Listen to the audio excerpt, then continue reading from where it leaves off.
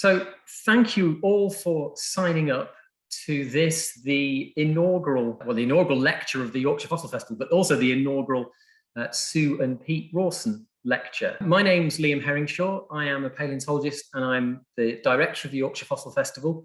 I also work as a paleontologist with Hidden Horizons here in Scarborough, so I'm coming to you from Scarborough. Just to make sure that you know a little bit about the festival, we are coming back after a 2-year absence and we're doing some things online and some things in person. So hopefully lots of people can engage whether they're in Yorkshire or not. And the festival will be open in Scarborough from 10 till 4 tomorrow and Sunday. But this is the proper beginning for those of us who are in the sort of public programs. It's fantastic to be coming live. So yeah, just a quick explanation. So the Sue and Pete Rawson lecture, as I say, it's a new lecture for the festival, and it acknowledges the work that Sue and Pete Rawson have done over many years on the Yorkshire coast. Sue was a teacher and Pete was a retired lecturer in geology from, he did his PhD in Hull, but he's been in University College London for many years. And they have been really important in the sort of redevelopment of the Rotunda Museum of Geology here in Scarborough and the Rotunda Geology Group and the amazing outreach work that they've been doing over many years. So this lecture kind of acknowledges the work that they've done.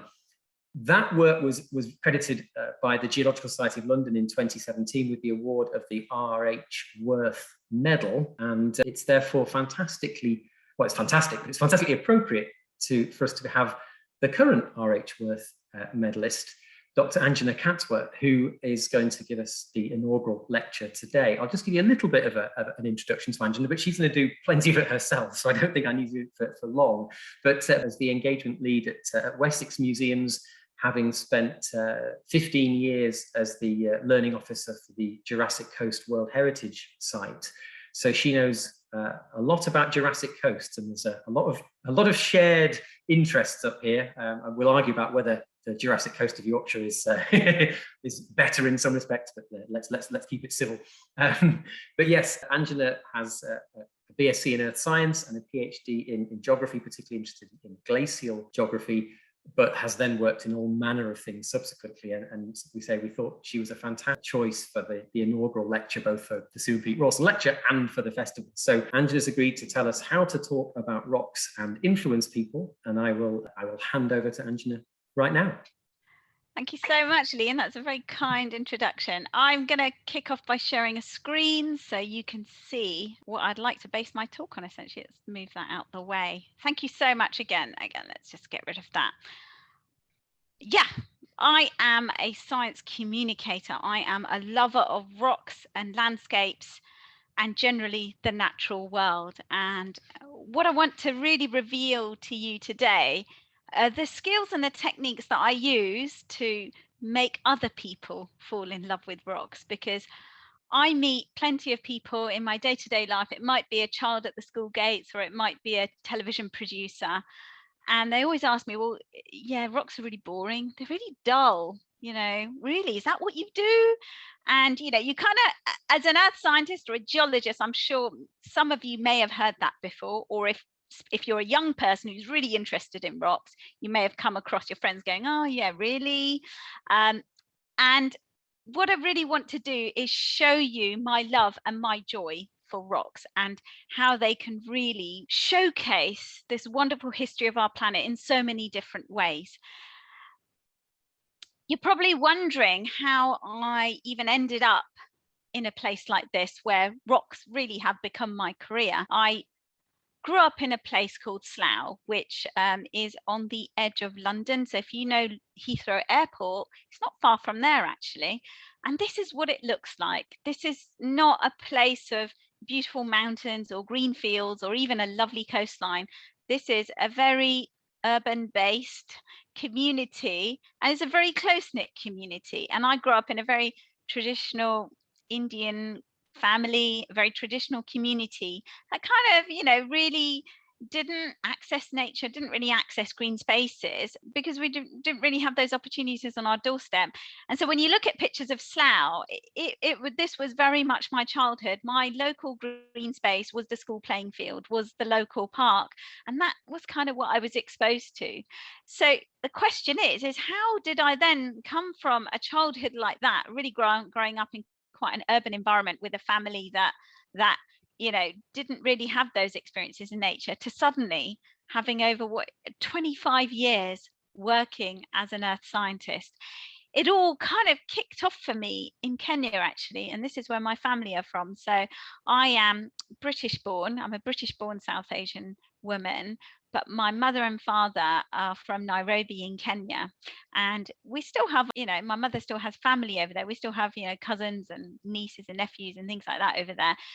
But I was about 11 years old when I went over to Kenya to stay with my grandparents, with my family. And there's this picture here of me looking really kind of in my Sunday best with my plimsolls on, a picture taken in front of this, sign, the Shaitani lava flow, which is in the Tsavo West National Park in Kenya. And I remember this day like it was yesterday, because we were in Nairobi and we were traveling across the country to Mombasa. And we stopped off for a bit of a break to, stretch our legs. And we stopped off at this lava flow. And I remember it like it was yesterday. I had these soft plimsolls on, and I was walking across these jagged, sharp rocks. And, on the interpretation panel, you can see this is a solidified lava flow. And at that time, I just thought, that's incredible. How is it that I can walk across this rock that came from deep underneath the earth? It would have been this boiling hot mass of molten rock lava. And if I was standing upon it right now, my legs would melt off. I'd literally just kind of sink into that pool of orangey goo. And it was that moment, and I really do remember this. I picked up a piece of that rock, and I still have it today, and I can show it to you here. There you go. That's the piece of lava rock, this solidified lava that I picked up when I was 11 years old, and I still have it today. And I would say, I'm 4 decades old and a bit some, and I still have those rocks today. And every time I kind of hold these rocks, that memory shoots back to me. This is where, for me, it all began. And I think if you're out there and you're thinking, this is something that I would like to do with my life. I'd like a career in that, in earth sciences. You don't have to travel the world to see these beautiful rocks, to experience these landscapes. We have it right here. We have it right here in Yorkshire, or we have it right here in Dorset or London or Manchester, wherever you are. There is an incredible rock nearby you with an amazing story. So I can safely say that rock literally did change my life. It really did. And as Liam said, I've kind of had this amazing opportunity to be encouraged by people. I had a brilliant A-level geography teacher who just showed me what was possible to do with the subject. And I will admit to you, some of you here, that I really struggled with human geography. So I went to do geography at university, but I wasn't particularly good at human geography. So I switched to earth sciences, and then I did my degree, and then I got myself onto a PhD. And from then it just kind of spiraled. I went over to work in the US for 4 years as a postdoctoral research fellow, doing all sorts of things. But for 3 years, I was very, very lucky to live in, which is probably one of the most beautiful places I've lived. And I worked with the National Park Service and really learned the trick and the techniques that are used to communicate science to the public. And I would say it was that experience with the national parks that really, opened my mind as to how I could begin to draw people into my world. I'd kind of grown up in an environment with my family, wondering why are you looking at rocks? Why are you collecting them? And what job can you possibly do, studying rocks? And I remember my mum just being completely annoyed because she would have to look at all of these, my rock collection on my windowsill in my bedroom, and it's really dusty and covered in cobwebs, and she'd always have to dust it, and it would just really annoy her. And I'd have to just explain, I know this is what I want to do. I love this, and I'm sure something will happen at some point that will, pay me to do this job. And it did. It was a really, it was a really valuable lesson for me to kind of think about the fact that I've got to follow my dream. And you can see from these two pictures, you know, I'm at the Lyme Regis Museum on the left picture, and I'm on the Jurassic Coast in the right picture. I really have a love and a joy for rocks and landscapes, and my ambition is to inspire everybody about the stories that rocks can reveal.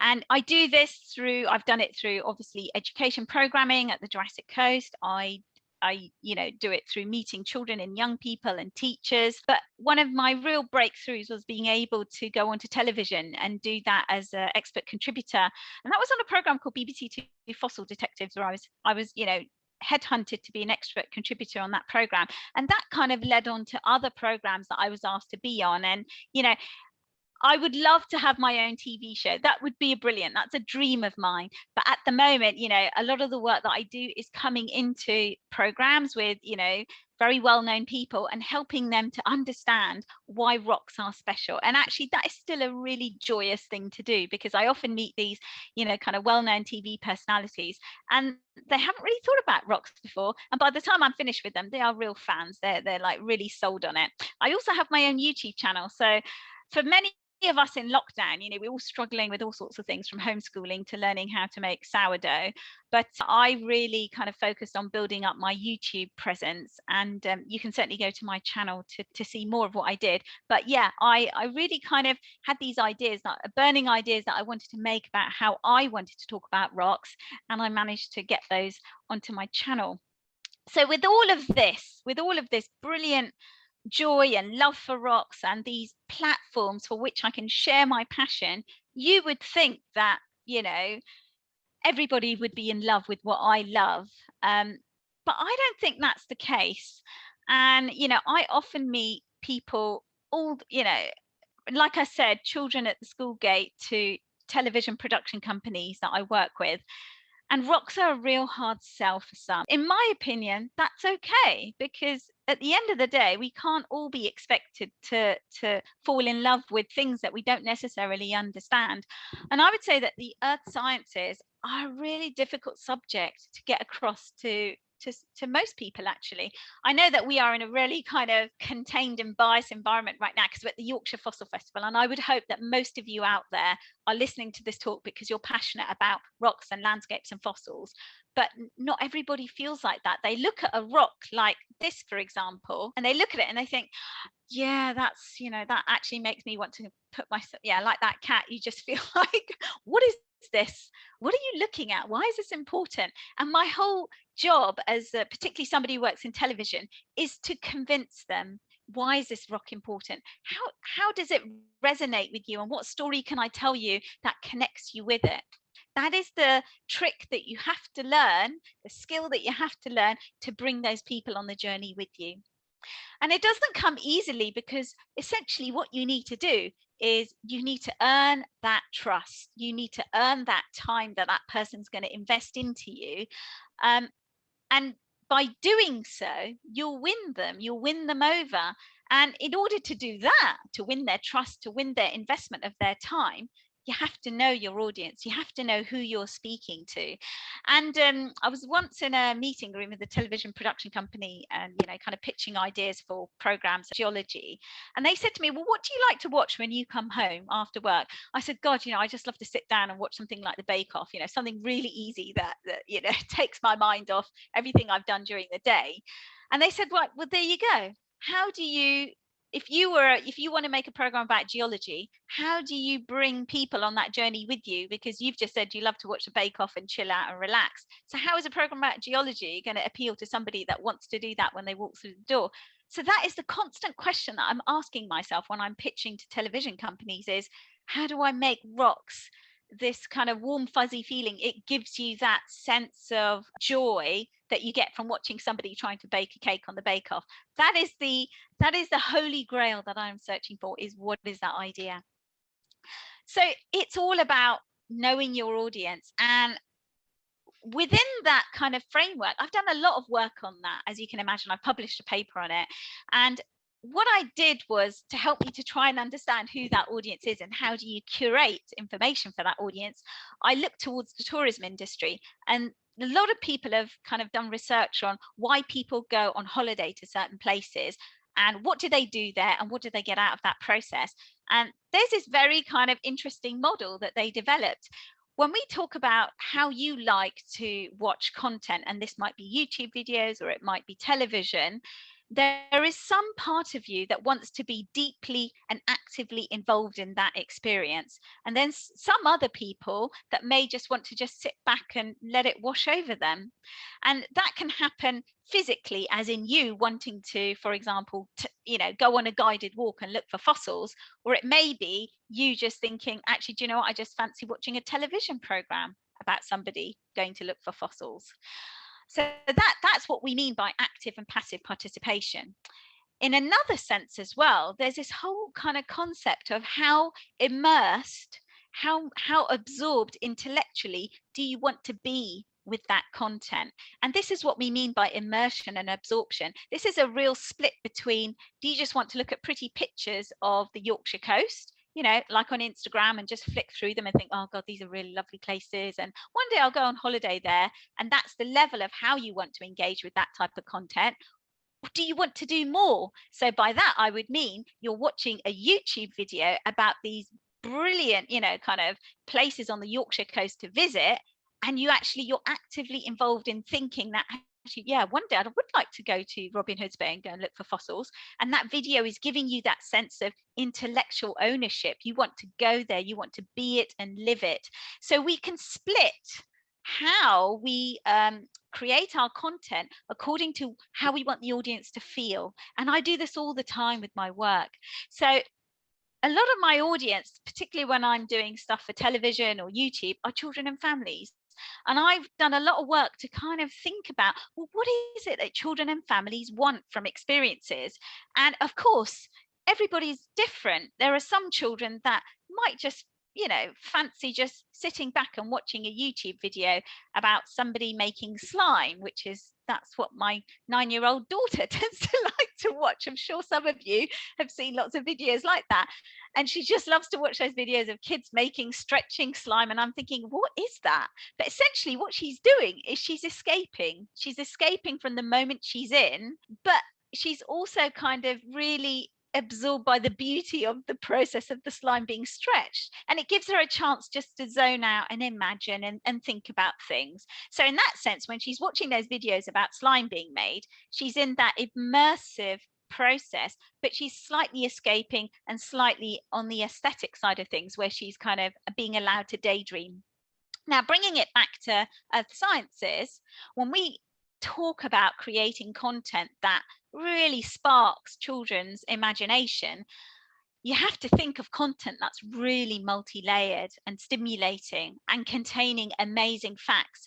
So when I mean multi-layered, I'm talking about content that's very much like The Simpsons. So if you've ever watched an episode of The Simpsons, you'll know that it operates very cleverly on two different strands. So I can watch an episode of The Simpsons with my children and they'll be laughing because Bart's fallen off his skateboard and, I don't know, something happens, but there's another part of the joke which adults find very funny because there's an adult joke there. So it's about multi-layered content that's able to appeal to children and adults, but also just those amazing facts that you can build into that experience. And I think for earth sciences, it's particularly important to really use engaging analogues. Rocks are a really hard sell, as I mentioned, and it's what we have to do is kind of relate contemporary processes to help bring those rocks to life. And that's what we mean by engaging analogues. So when we talk about rocks, the rocks are not just this, kind of solid object in my hand. I look at it as a handheld time machine. And I'm going to demonstrate this to you, this kind of skill of storytelling. And this, and if I could just hold it up to the camera, I'm just going to look away to my other screen. You can see it's quite a hard rock. It's quite heavy, actually. It's quite resistant. It's got a vein running through it. You probably can't see that well, but it's a greenish color. And this is a rock called serpentinite, and it's incredibly rare. You have to go all the way to the Lizard to pick up a piece. And I was there filming for a Channel 5 program with Fern Britton, who's a TV personality, and we were talking about why Cornwall was a really special place. And I talked about the formation of Cornwall in that program, but I talked to Fern about serpentinite, and I said, do you know what, Fern, this is an amazing rock. I'm holding one of the rocks that's formed in the deepest part of the Earth's crust in my hand. You know, this is literally part of the oceanic crust, and it's formed because the lower part of the mantle, it's peridotite, it's been hydrothermally altered by heat and pressure to change into serpentinite. And you know, you would have to travel 7.5 kilometers down from where you're sitting right now to get a sample of this rock. But amazingly, it's been pushed up with, you know, incredible tectonic forces, so you can see it on the coast of Cornwall. And I can't believe I'm holding this in my hand. You know, it's that sense of wonder and awe. That's what rocks do, you know. And if you're talented enough, and if this is the kind of job that you want to do as a TV presenter, you've got to learn how to bring that joy out from yourself of holding that rock, but also how to tell that story. And when we did it on the program, she was just blown away. So, you know, when we talk about these rocks, these inanimate objects that I hold in my hand, we have to really travel in our imagination to understand the significance of their origin. And what's really remarkable is that we have 4.5 billion years of stories on planet Earth to tell. And I love this. I love this illustration. I've actually got it on a mug, and you can buy the mug from the Unemployed Philosophers Guild. I do recommend it. It's a great mug for coffee or tea, or a herbal tea. It's a rich story that we have on planet Earth. And as you travel to different countries, as you travel around the UK, we have enormous place, you know, an enormous rich heritage of rocks that tell different stories of landscapes and time and formation.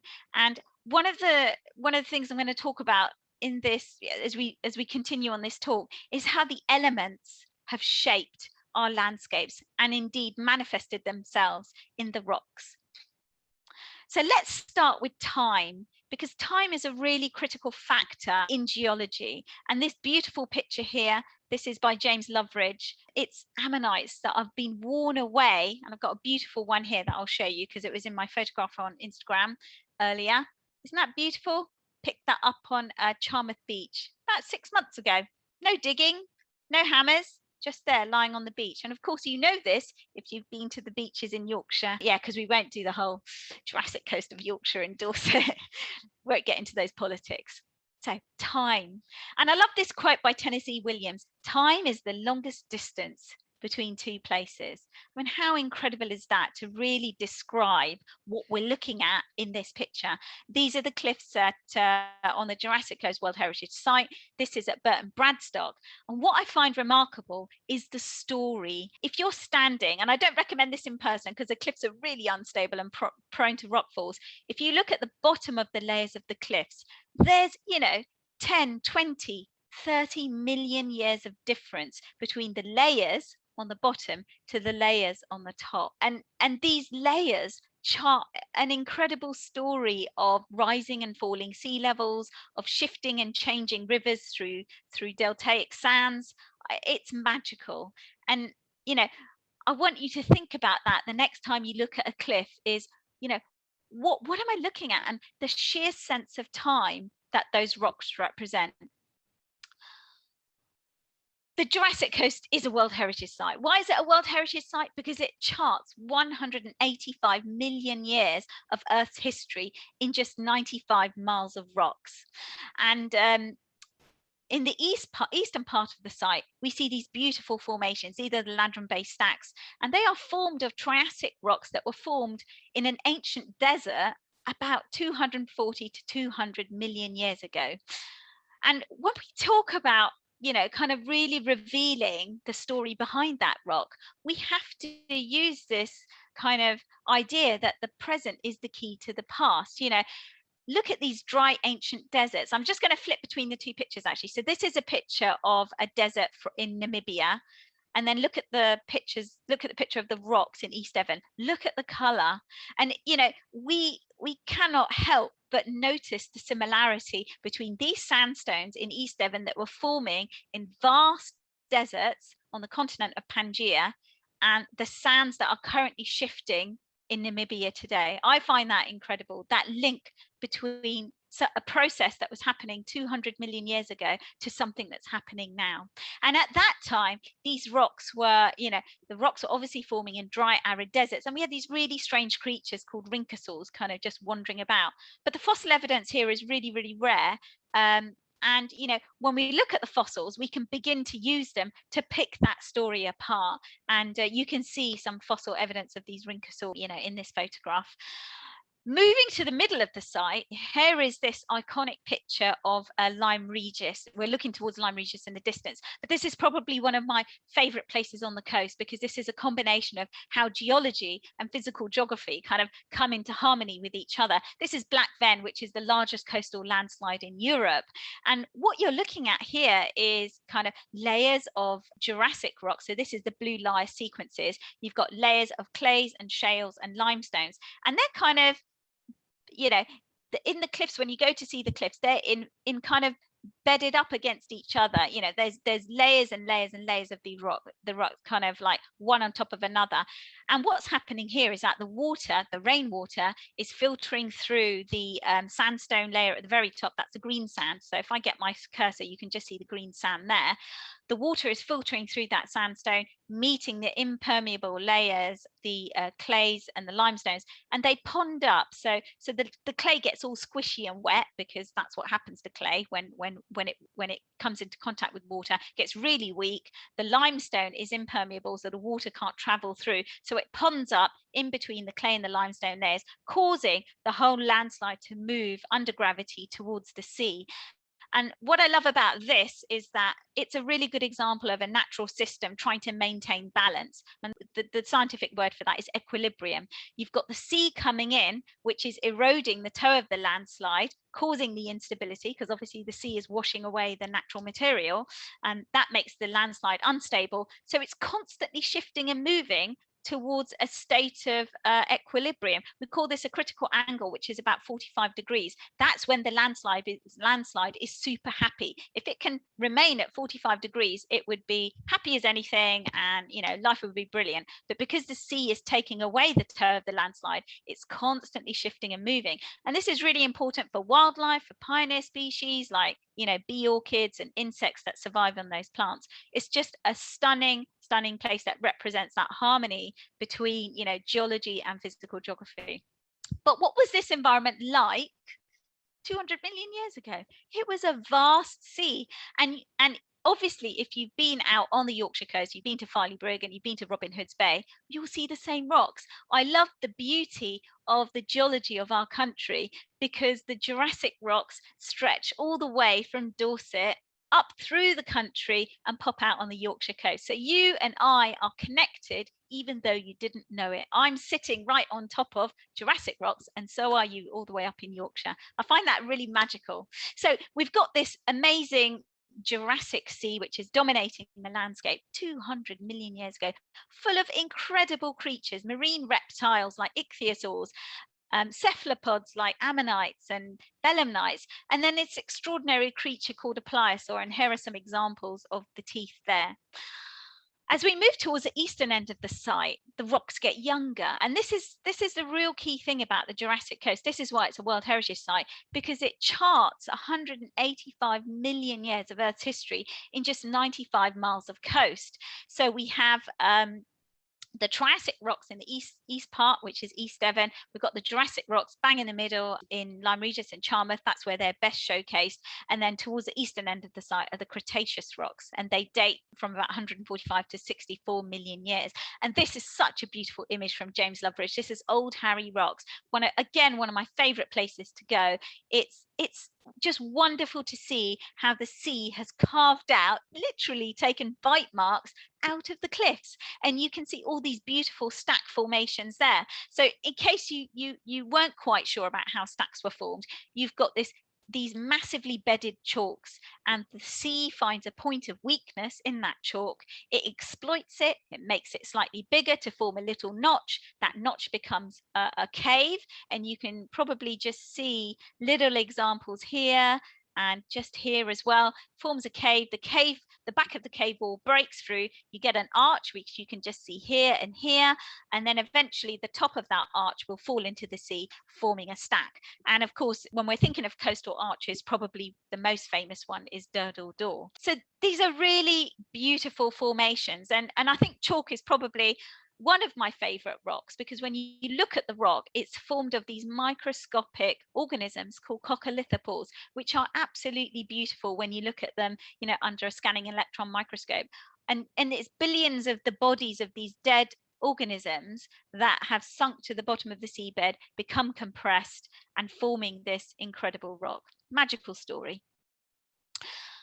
During the Cretaceous, this is what the world would have looked like. The sea levels would have been, you know, slightly lower. The water was really warm. It was full of these coccolithophores. It was bright turquoise, really, really beautiful place. However, you know, it was a place that was dominated by all sorts of amazing creatures, dinosaurs, you know, ranging in size from, you know, the size of a great big double-decker bus to small, you know, little tiny things about the size of a dog. This particular example that I want to show you is from the Dorset Museum. This is the jaw, the kind of the fossilized jawbone of a megalosaur, which is just stunning in terms of its preservation. On the left-hand side, we have Hyliochelys, which is the carapace of a turtle, which was found on Portland. So we have a huge variety of species existing during the Cretaceous period, and we can use these fossils to help us understand and kind of deconstruct the story of what life was like at that time. Now, time is just one kind of aspect of storytelling about rocks, and fossils are a really magical way to bring that story to life and help people connect with what that rock is telling us. The other part of my storytelling is fire. And when we talk about fire, we're talking about, you know, geological places all over the world that kind of represent themselves through heat. And this is a place, this is an extraordinary, phenomenal photograph that I took when I was at Hawaii Volcanoes National Park many years ago, probably about 10 years ago. I was there 10 or 15 years ago. And this is a photograph of Kilauea at nighttime. And what I love about this photograph is the steam coming out of the volcano. You get that sense of the heat, but look at the color, look at the intensity, and you could almost like feel the heat of the lava inside. It's a real kind of Lord of the Rings moment, isn't it? You're almost tempted to just pop your head over and look inside into the depths of that volcano. I love this quotation from Jules Verne. Wherever he saw a hole, he always wanted to know the depth of it. To him, this was important.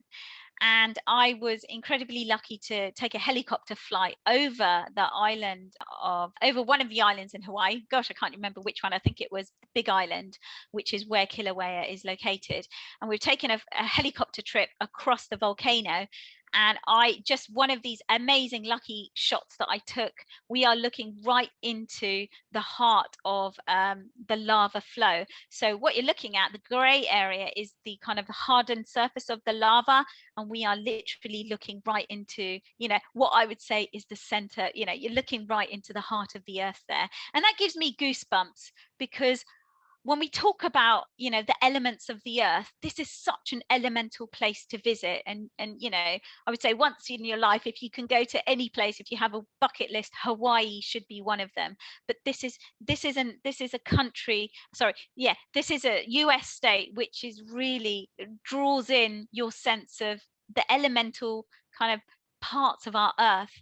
And this is not my picture. This is a picture that I got off Flickr, but I wanted to show you a rock that I did bring back from Hawaii. And this is a piece of Pahoehoe lava. I'm just going to try and see if I can angle it so you can just see what you can see. Hopefully, oh, that's quite a good shot. You can see the structure of the lava there. You can see those two bumps. Now, those two bumps are what we call the ropey structure of the lava. And in this photograph from Caleb, you can see at the bottom of this big kind of globule of lava which is flowing along, you can see these funny rope-like structures. That's what you can see in cross section here. Do you see that? And again, this is this magical part of my brain telling me that in my hand, I'm holding a rock that once was, you know, I don't know how hot these things are, probably a volcanologist that they can tell me, but you know, if it looked like that, I wouldn't be holding it.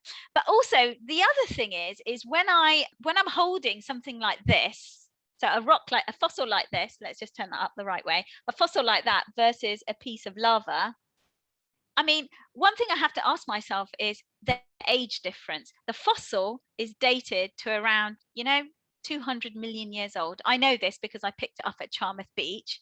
The lava I picked up 10 years ago. So I picked it up I picked it up in 2008. So, you know, you can tell, you know, we can say it's about 15 years old. So isn't that remarkable? I'm holding a rock that's 200 million years old, and I'm holding a rock that's probably about 15 years old. And that just blows my mind, you know, and they're real treasures. You know, you can imagine that my house is just full of rocks from everywhere.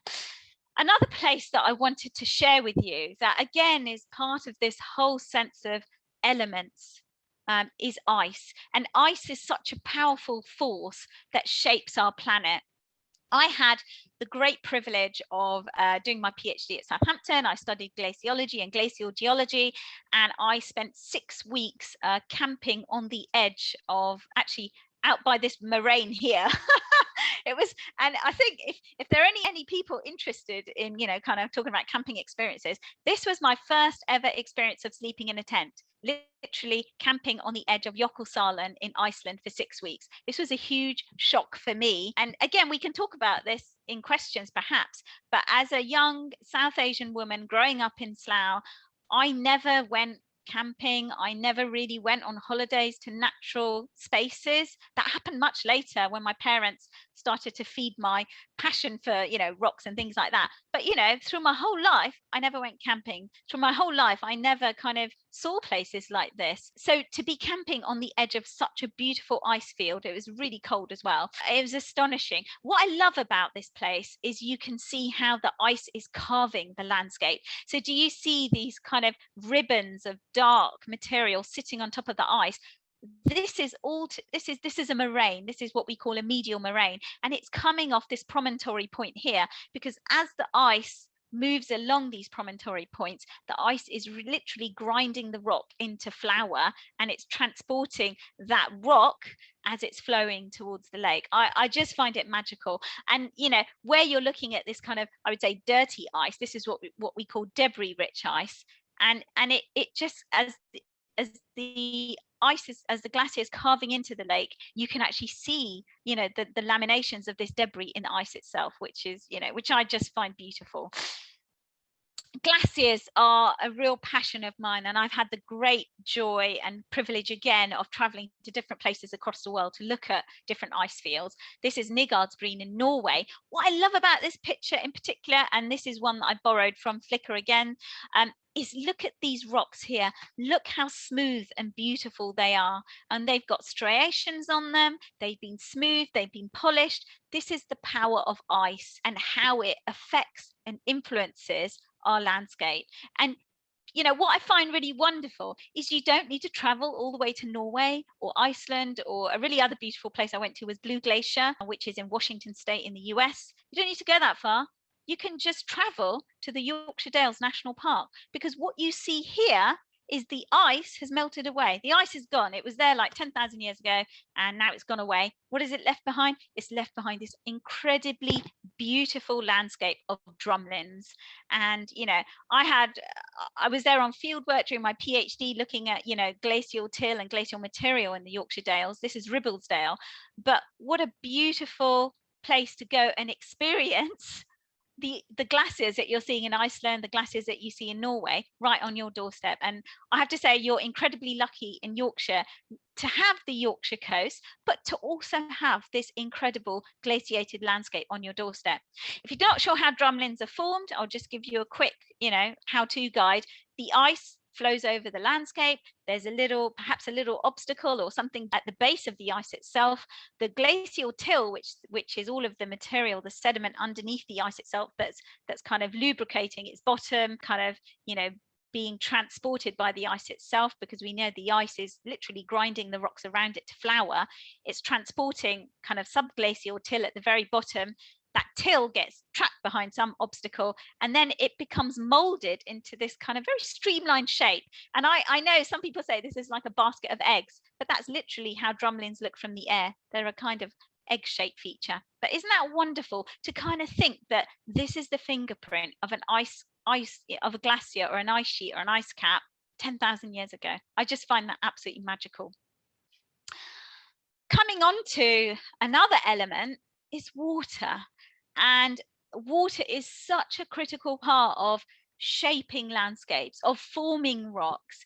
And I've put this picture here because, again, this is, I had an enormous privilege when I worked in the US for 4 years to visit and see extraordinary geological places. And I was, working with the National Park Service as well. So I had a vested interest in kind of going out there and seeing as many national parks as possible.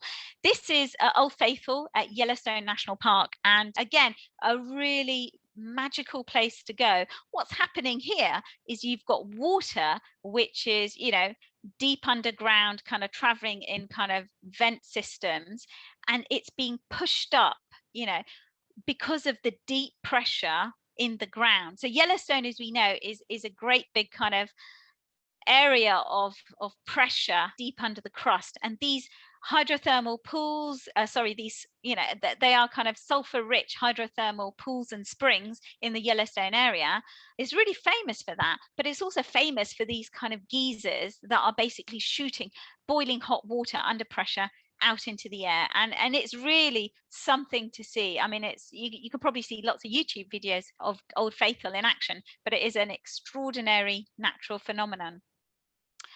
Water is also so critical in forming incredible landscapes. So one thing that I love about this particular image is this is Horseshoe Bend in Arizona. Again, a phenomenal place that I had a privilege to see.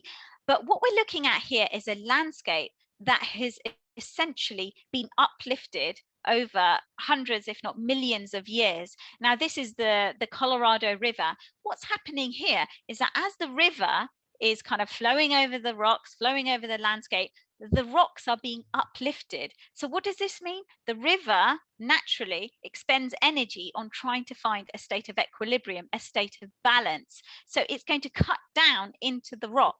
And this is what's happened here. This is why we've got this kind of exaggerated depth in the meander, is because all of these rocks have been uplifted. The river is trying to find its equilibrium. It's trying to reach that stage, which means it's eroding at its base at a higher level. And this is what's caused this beautiful feature, this kind of real over deep end meander. It's this is upstream from, or is it upstream or downstream? I'm not quite sure, but it's part of the Colorado River system, which includes the Grand Canyon. And if you've ever had the opportunity to go to Grand Canyon, it's formed in the same way. It's uplifted rocks with the Colorado River trying to erode down and then forming this incredible deep hole in the ground. Again, another stunning feature. This is Gullfoss in Ireland. And what's really interesting about this is that relationship between water and the rocks. So here we've got a capstone of very resistant lava. Obviously, we know that Iceland is incredibly volcanic. There are sheets of basalt flows across the surface of the land. Underneath that, interestingly, is glacial sediments, which are a lot softer. So Gullfoss is forming because the water flowing over the landscape is flowing over this resistant capstone and biting away at the softer glacial sediments underneath, causing the waterfall to migrate upstream. I mean, again, isn't that wonderful to think about how the elements of the earth are shaping and working with the rocks to form these beautiful formations? When we come to air, you look at this picture and you think, what is Anjana talking about? That's just this madness. What has kind of a beautiful sandstone feature got to do with air? And again, using your imagination, you have to think that the wind is picking up teeny tiny grains of sand and literally blowing them around causing them to act like sandpaper on the surface of these rocks. This is what we call aeolian erosion. And these sandstones are, they are tough. They are, quite heavily cemented, but over time, those sand grains being picked up by the winds and being, gently rubbed against the surface of the earth to exploit a point of weakness, it forms these beautiful arches. And this is Double Arch at Arches National Park in the US, which is in southern Utah. So I had the opportunity to visit Arches many times. It is such a spectacular place.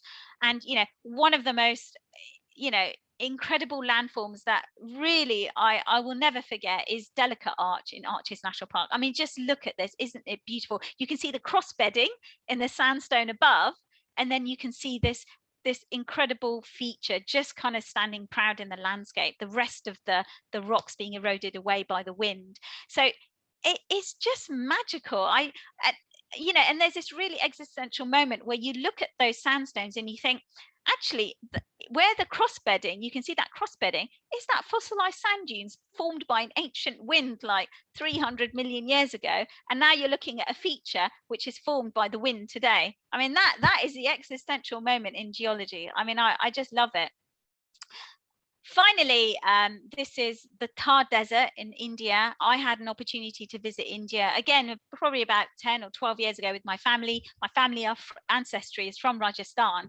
What I love about this picture are the ripples. Look at the ripples. And there's a whole study that you could do if you're really interested in it, to look at ripple formation, because the symmetry of the ripple tells you about wind direction, about the speed of the wind that's picking up sand grains and moving them along. And what's really remarkable is that you can go to different places in the UK and look at fossilized ripples in the rock record. Yes, that's right.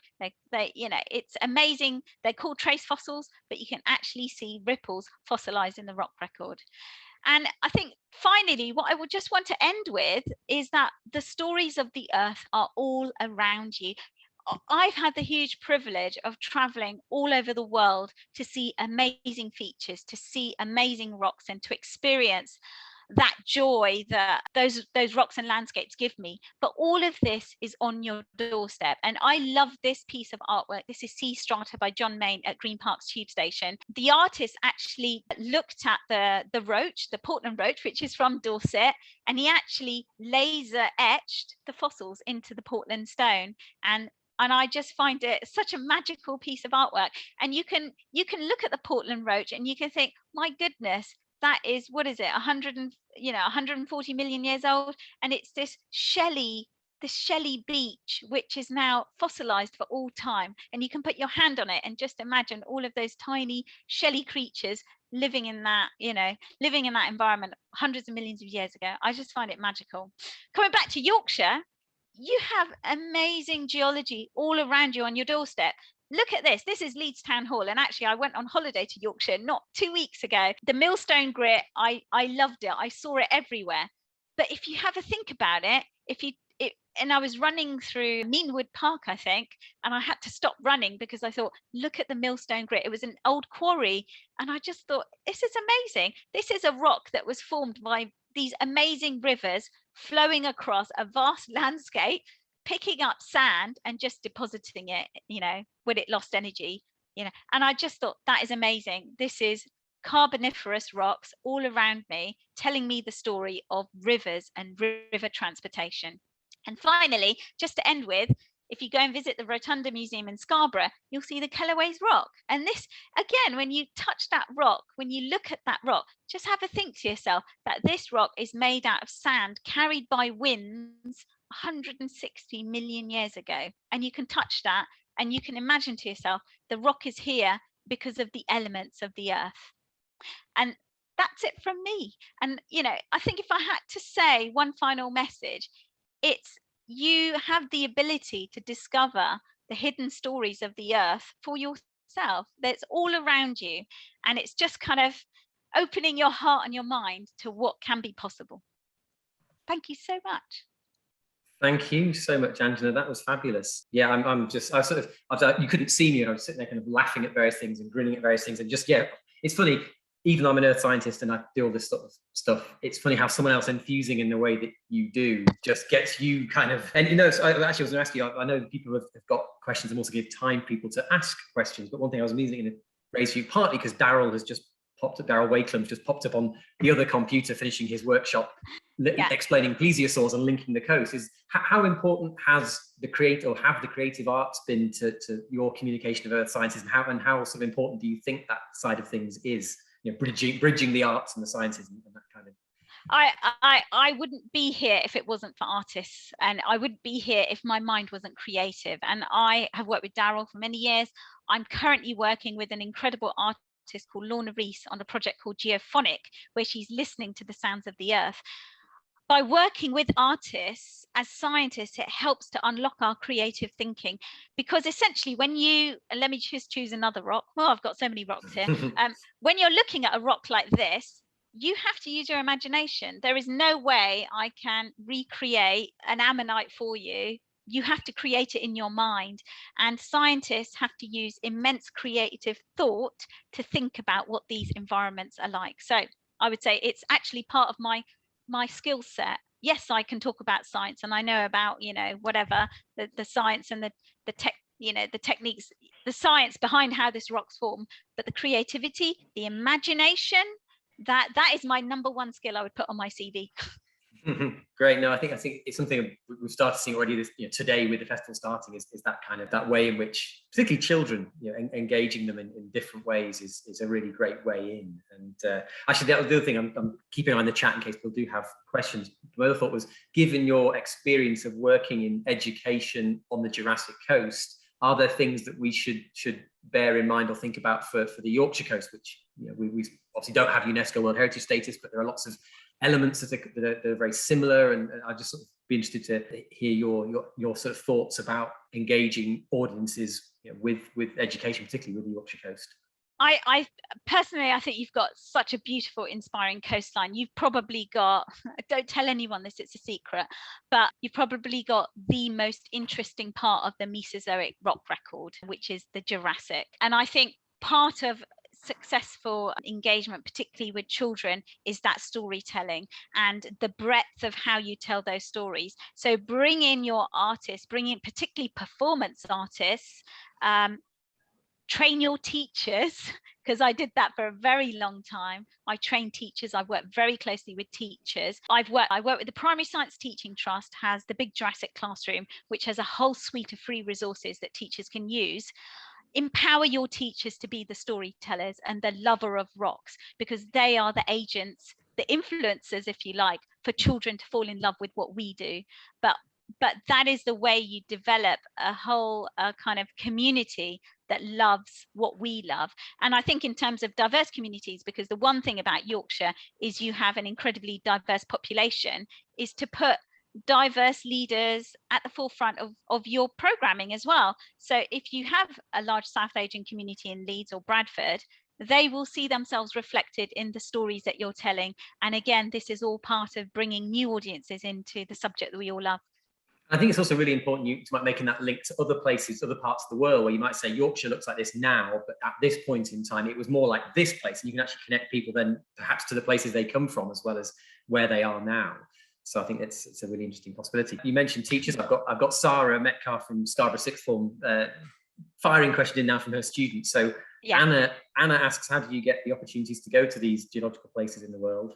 Yeah, that's it. So it's how do you get the opportunities? So Anna, and I did a degree in Earth. So I knew from a very young age, I would say about 8 years old, that I wanted to study science. Actually, I wanted to be an astronaut, and that didn't quite work out. But I knew from a very young age that I wanted to do geology or geography or something like that.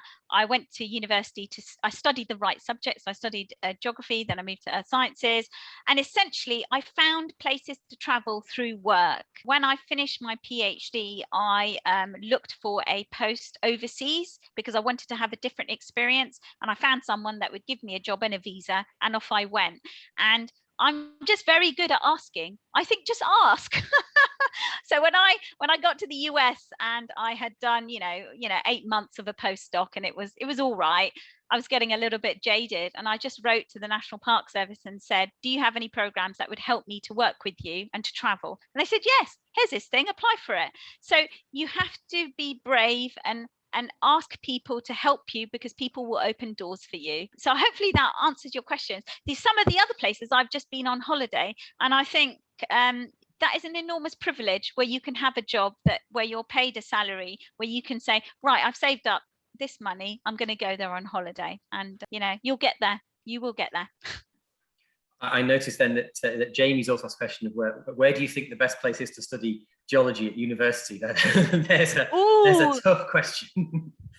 Oh my goodness, that's really hard, Jamie. Do you know what? I don't think I would recommend any one place, but I would recommend that you look very carefully at the places that sing to your interests. So, for example, if you're really passionate about glaciology, for example, my geography A-level teacher did her geography degree at Aberystwyth.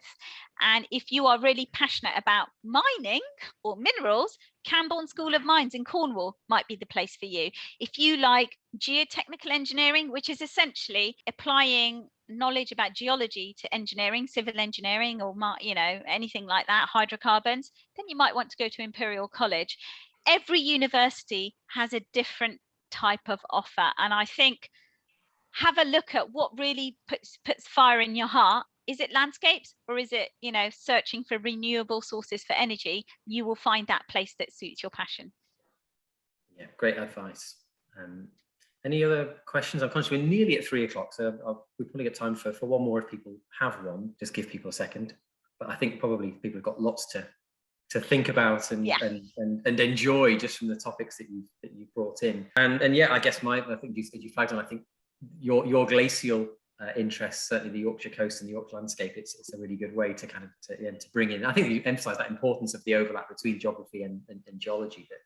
That understanding one is dependent on understanding the other, which I think is, again, sometimes a bit lost in the way perhaps the subjects are mentioned. So, okay, well, if we have no more questions, it just leaves me to thank Anjana for a fabulous Sue and Pete Rawson lecture. I'm conscious that, at least knowing Pete, his interest in the Cretaceous, that he'll probably argue that the Cretaceous on the Yorkshire coast is as good, if not better, than Jurassic. But I'm more Jurassic, so I'm with you on that point. But we can argue about that later. But yeah, thanks so much for a fabulous lecture, and we look forward to seeing all the exciting things that you're involved with in the future, and hopefully getting you up here in be lovely in person. So yeah, thank you so much, and thanks everyone for attending. Thanks.